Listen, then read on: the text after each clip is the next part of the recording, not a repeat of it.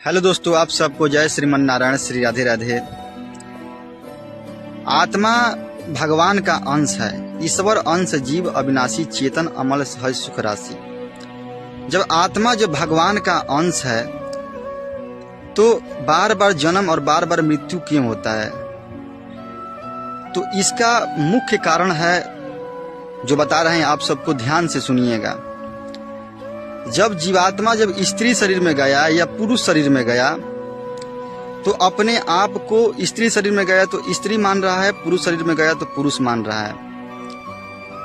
शरीर में उसका राग एकदम पुष्ट हो गया कि मैं शरीर हूं, और शरीर से जितना भी संबंधी है, जैसे मामा, पिता, भाई, माँ, मौसी, नाना, जितना भी संबंधी है, ये सब उनमें उसका गाढ़ चीज हो जाता है। अपने आप मान लेता है कि नहीं ये मेरे हैं, उसमें एकदम उसका लगाव हो जाता है।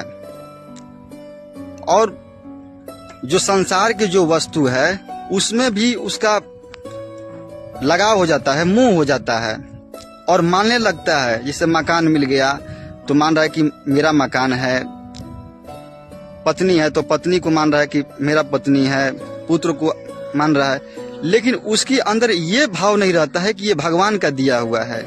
और स्वयं भगवान ही इन रूपों में आए हुए हैं, पत्नी के रूप में, पुत्र के रूप में, भाई के रूप में, मौसी के रूप में। भगवत दृष्टि नहीं रहता है।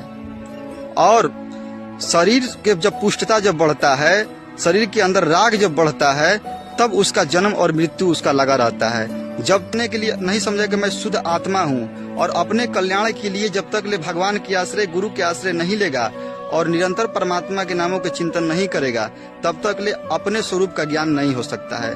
जब तक ले अपने स्वरूप का ज्ञान नहीं होगा तो जन्म मृत्यु लगा रहेगा, जन्म मृत्यु के बंधन से मुक्त नहीं हो सकता है। जब भगवान के आश्रय ले लेगा, अपने गुरु के आश्रय ले लेगा और निरंतर परमात्मा के नामों का चिंतन करेगा, तो वो अपने स्वरूप को ज्ञान कर लेगा, और अपने स्वरूप का ज्ञान कर लेगा तो जन्म मृत्यु के बंधन से मुक्त हो जाएगा।